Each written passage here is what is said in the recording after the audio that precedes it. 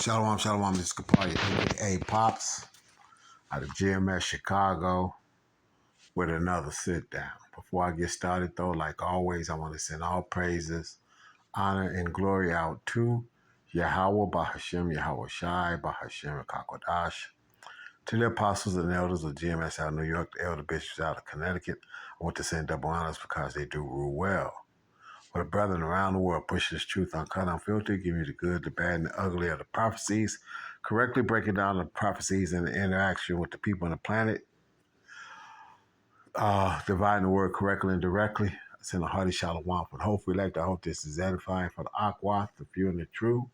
The still listening, sincere, the chat to keep doing so. For the scorn scoff for reprobate 2/3 Israelites and 17 other nations who are in the midst of it is going to get a whole lot worse. Anyway, why is the dollar behaving like a risk asset presented by the CME Group? Okay, this is the Bloomberg report. Okay, you can see it's a news report. I think it's from the International News Network. See, they got 2.5 million subscribers and this, that, and the other. I'm going to let this play. I'll put some scriptures on it. I got this and another thing that I'm going to put together, and we're going to go from there. But as you can see, it says, why the U.S. dollar is behaving like a risk asset. Here we go.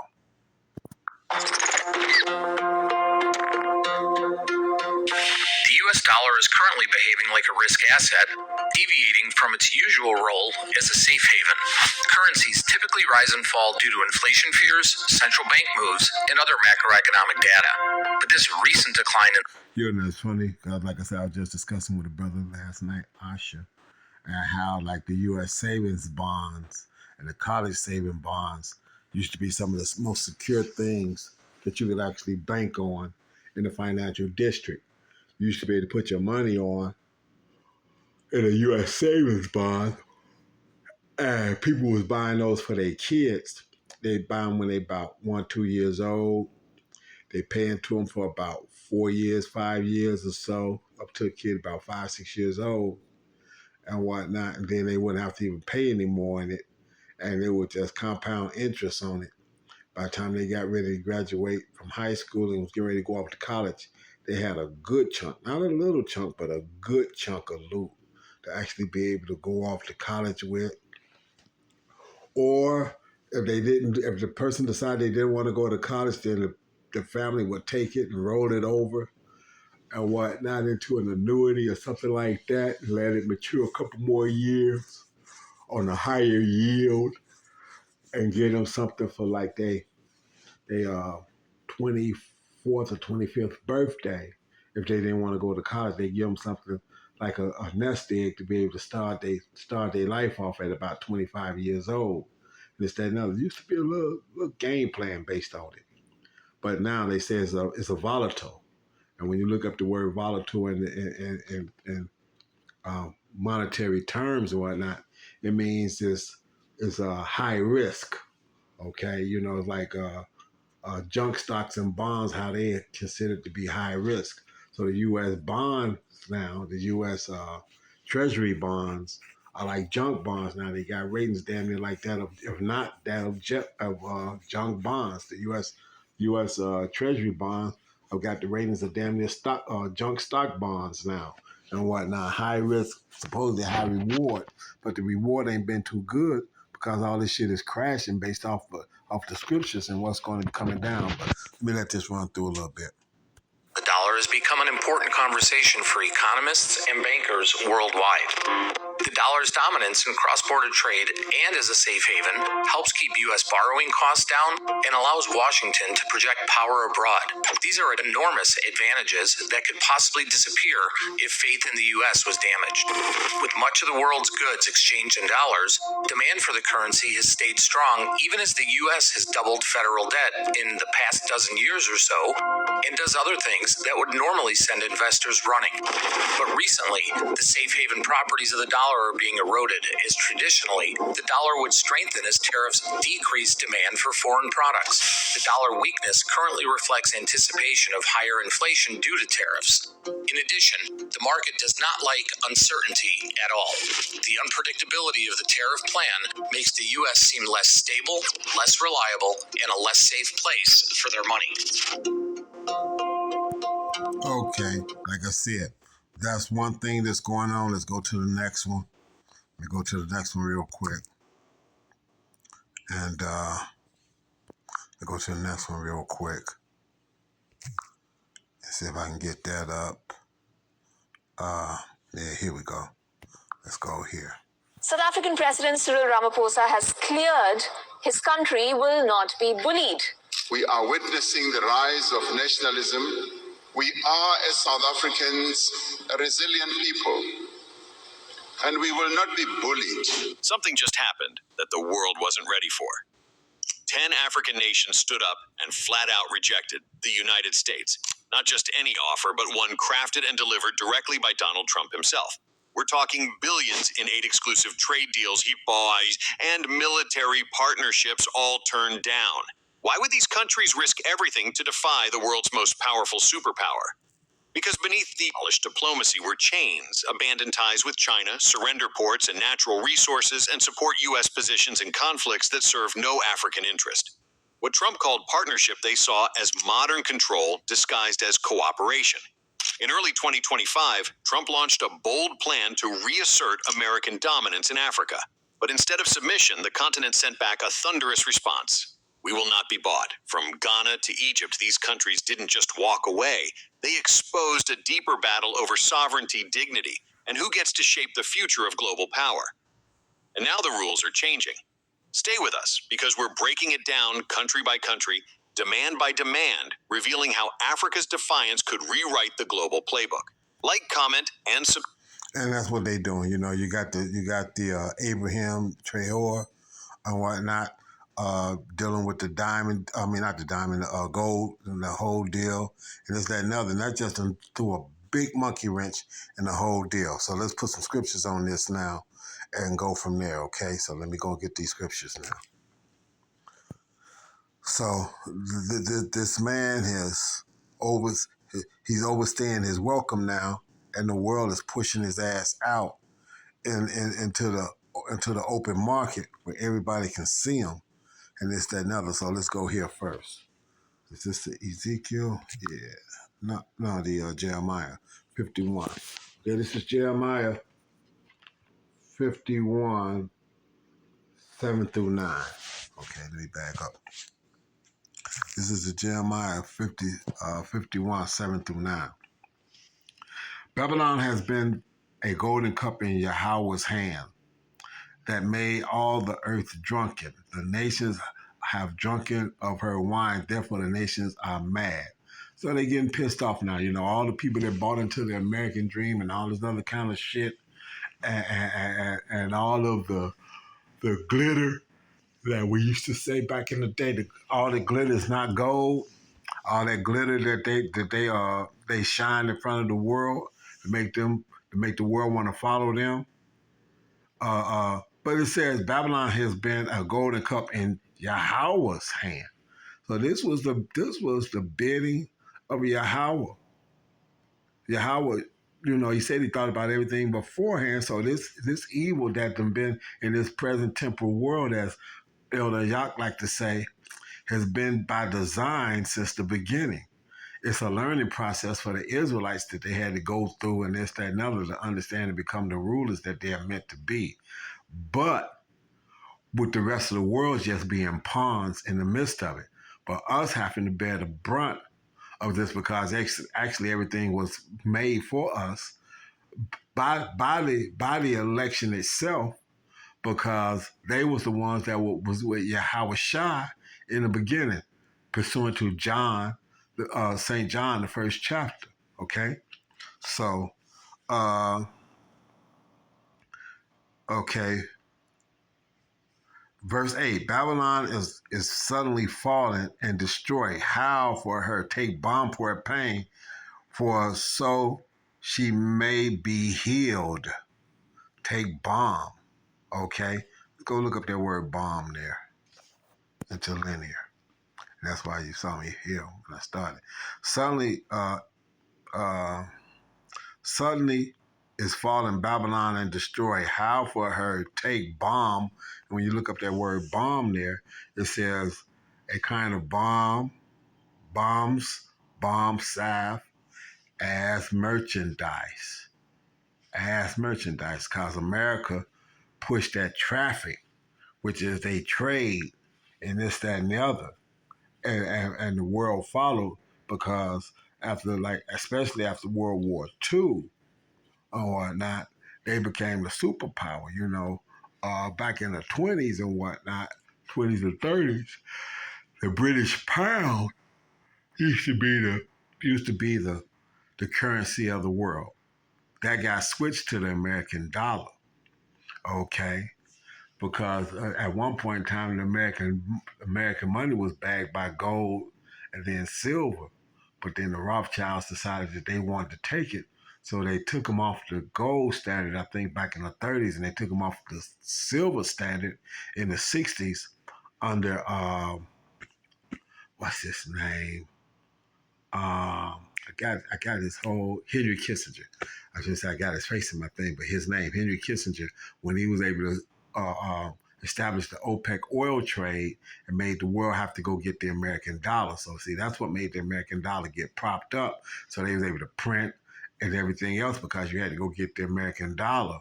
So if you wanted to get like $1 billion worth of oil, you had to go buy $1.5 billion of American dollars. So who's to say how much of your own currency you had to put up to get that?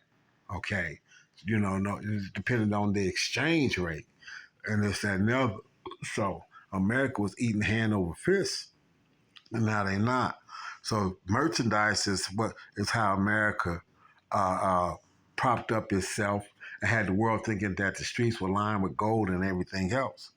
So everybody, you got foreigners now, Venezuelans and this, that, and other, that came over here thinking that they was going to run into that kind of scenario, only to find out that America is nowhere near the safe haven or the land of the free and rich and brave and proud that they was told it was all that time. Okay, so let's go back. Okay. So it would have been healed. But see, they can't print enough money at this now because they don't have the natural resources, gold or silver, to bag this up. So the American dollar now isn't worth anything. So Trump has no power because the money has no pool. Okay. Verse 9. We would have healed Babylon, but she is not healed. Forsake her and let us go everyone into his own country. And that's what the second part of it was, that them African dignitaries are saying, for a particular section of Africa, because you got, I think, over 50 countries that's inside of the continent of so-called Africa, which is Khum, which actually meant hot. Khum, I can't seem to get that word. The Khum, right? They got over 50 countries that's inside of that continent or so, and they can't get that squared away now because each one of those sections is ruled by a different dictator. They're starting to come together now. See, this is what Omar Gaddafi was trying to do with Libya back in the fucking 80s and 90s, or not early 2000s. And then they took him out because he was going to put the whole system on the gold standard as well. Well, China, which is Russia, Brazil, China, and I think Spain, have all went to the BRICS and all went to gold, and they started to trade among their own currencies, knowing that it's gold bagged, and America is outside of that loop now. And all these other countries that have joined those initial BRIC countries are now saying, fuck America and this, that, and other. And that's what you got going on here, there. So we would have healed Babylon, but she is not healed. Forsake her and let us go everyone to his own country. For her judgment is reached into the heaven and is lifted up even to the skies. So now, pursuant to Obadiah, um, you're being revealed, and the men that was at Confederacy is turning their backs on America now. So America is starting to find themselves in a very uncomfortable spot where they don't have the political backing that they used to have. Let me go over here to Ezekiel now. Let me see. Go over here to Ezekiel. Go to Ezekiel.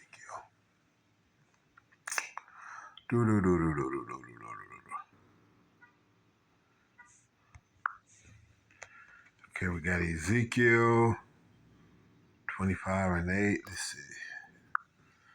I'm going to start at 8. Let me see. Ezekiel 25 and 8.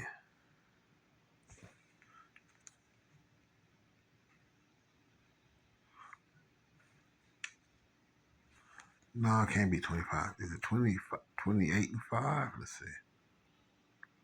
Yeah, no, it's actually 28. Okay, here we go. Ezekiel 28. Behold, thou art wiser than Daniel. There is no secret that they can hide from thee. With thy wisdom and with thy understanding, thou hast gotten thee riches and hast gotten gold and silver into thy treasuries. That goes right back to the Rothschilds now. You know what I'm saying? Okay. You know, it was talking about about people back then, but now, like I said, that goes into the Rothschilds. And which are basically the world rulers, the Rothschilds and the Rockefellers and the Oppenheimers, the Bilderbergs, the DuPonts and the Gettys. These are the world rulers, and this, that, and the other. And see, they took all those riches and gathered them up to them for themselves. Okay, by thy great wisdom and by traffic. There it is again, traffic. That's the terminology of trade. You know that America used. You know, but in actuality, the Rothschilds have been in the behind trades and wars and whatnot, going all the way back to Napoleon and then some. Okay, so this is what you got now. Thou increased thy riches, and thy heart is lifted up because of thy riches.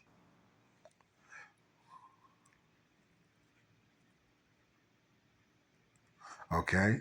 So see, this person has lifted himself up, but now he's being pulled down, and his leg is being revealed, and that's another. You know, he's being stripped bare in front of the world, and the world is finding out that he's not, you know, this clean cut virgin that he tried to present himself to be. He was actually been the bad guy of the movie the whole time, but he got away with portraying himself as the good guy so long that he got away with it for so long, but in actuality, he's not that person at all.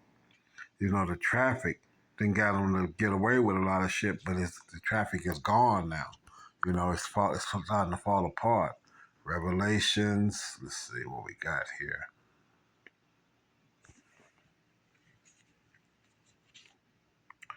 Yeah, it ain't gonna be too long either. Revelations, let's see. 18, what's it, about 9 or so?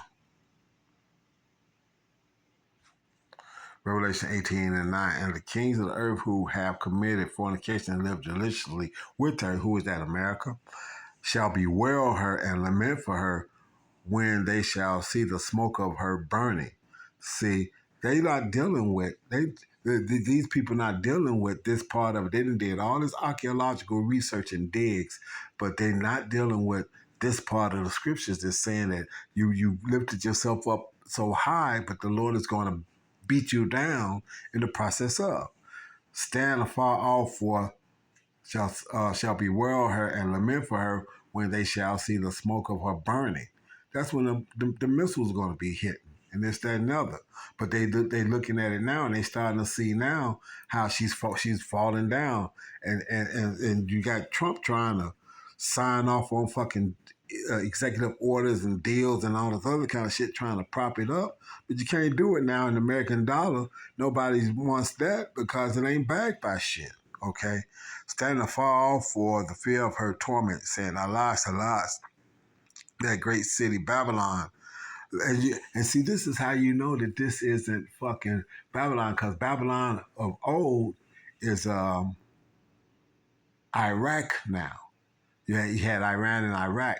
Iraq was Babylon. Iraq isn't standing in that kind of position where everybody is crying over her, but they gonna be crying over America. Okay, so even though the world doesn't say the word doesn't say America in the scriptures, it's talking about America. Babylon the Great. Okay. Staying the fall, fear of torment, saying, Alas, alas, that great city, Babylon, that mighty city, for in 1 hour is judgment come upon her. And see, this is when the Lord's going to be to cut loose. You know, that's when the nuclear missiles going to be up and this, that, and the other. And this motherfucker's the earth is going to shake to and fro like a drunkard. Okay? Verse 11. And the merchants of the earth shall weep and mourn over her, for no man buyeth their merchandise anymore. The merchants of gold and silver, see, and that's what the Africans are doing now. That's what the so-called men of color in the continent of Ham is saying now. You know, you got that guy, you got that captain over there that basically taking back over the gold mines over there, and he's saying, no, y'all, if y'all want to do business here, first of all the deals that y'all had on the table, whatnot, all them deals are tore up. We're not honoring them no more. We don't feel any remorse behind any of this because it was our shit in the first place. Y'all came over, y'all monopolized and ran roughshod over us and took our shit, and now we taking it back. Period. And I saw another clip somewhere where a guy over there was talking about how he made his money in land and this, that, and other. And he said, man, y'all took that shit. You was generational wealth. Y'all took that shit and we took it back. You know, with no remorse, with no regard, and basically we don't give a fuck. You got it by force, we took it back by force. It's our shit. Okay? Period. Okay? And the merchants of the verse 11, and the merchants of the earth shall weep and mourn over her, for no man buyeth their merchandise anymore. The merchandise of gold and silver and precious stones and of pearls and of fine linen and purple and silk and scarlet and all thine wood and all manner vessels of ivory and all manners of most precious wood and of brass and of iron and of marble. Okay? And cinnamon and odors and ointments and frankincense and wine, oil. So see, this man had a market of everything going. Okay? So this is what's going on. This is what you see happening. These motherfuckers are getting found out, and they crying the blues now because nobody wants to be bothered with them. Why? Because this scripture here, which is the absolute mainstay, is got to happen. Revelation 13 and 16. And he calls it all, both small and great, rich and poor, free and bond, receive a MOTB in their right hand or in their forehead, and that no man might buy nor sell, save he that had the MOTB or the Mark Antony, or the name of the beast and the number of his name. Here is wisdom. Let him that have understanding count the number of the beast, for it is the number of a man, and his number is 666. So in that comes the fact that if you take that, then you done turned your back on the Lord, Yahweh and Yahweh Shai. And so now you saying that this Edomite, this Esau Edom, is your God. And verse 14 says this, and the third angel, 14:9, and the third angel followed them, saying with a loud voice, if any man worship the beast in his image and receive his MOTB in his forehead or in his hand, the same shall drink of the wine of the wrath of Yahweh, which is poured out without mixture into the cup of his indignation, that's righteous judgment, and he shall be tormented with fire and brimstone in the presence of the holy angels and in the presence of the Lamb. So the angel just means messenger. So the elect is going to get a chance to be on the ships and see this. And the smoke of their torment ascended up forever, ever, and they shall have no rest day nor night who worship the beast and his image, and whosoever receiveth the mark of his name. So they gonna have to go through that, okay? And it's gonna feel like an eternity, because whenever you're in fire, you're not trying to stay in it, you're trying to get out of it, and the Lord is not gonna turn off any of your sensors of your body to let you be able to cope. You know, you ain't gonna have the default sensor where you just shut down because your body can't stand it. It doesn't matter. The Lord's gonna let you go through it. And that is what the hopeful elect is looking forward to. The fact that they did these things trying to be right, trying to do right by Yahweh, Yahweh Shai, and trusted that Yahweh Shai is who he say he is, and believing full and wholeheartedly that he is. And as they say, the hopeful elect, waiting on this to happen. This is the patience and the faith of the saints that the scriptures speak of. Waiting on Yahweh Shai, waiting on Yahweh to give Yahweh Shai the sign to come back and do this. And so we watching this shit unravel before our eyes, with all this shit in the Middle East, Western Asia, I should say, and these countries of Africa, Ham, getting upset and taking back their fucking shit and kicking people like France and telling America don't bring their ass over there and all this other kind of stuff. So this is what this is. So I hope that that's edifying, and hope that you find it enlightening and exhortation to know that all those prior scriptures and all those prior prophecies that had to come to pass, we in the last days of the last couple of scriptures and the last couple of prophecies that got to come to pass. MOTB are being implemented, and the time of Jacob's trouble becoming to full manifestation, and then being taken up onto the chariots and watch the rest of this shit fall apart totally. So with that, I want to send all praises, honor, and glory out to Yahweh, Ba'ashem, Yahweh Shai, Ba'ashem, Kakodash, to the apostles and elders of GMS out of New York. Again, double honors. Sending all praises, honor, and glory out to Yahweh, Ba'ashem, Yahweh Shai, Ba'ashem, Kakodash, to the apostles and elders of GMS out of New York and elder bishops. Again, double honors. They do rule well. Brother, just hold on and keep pushing the word.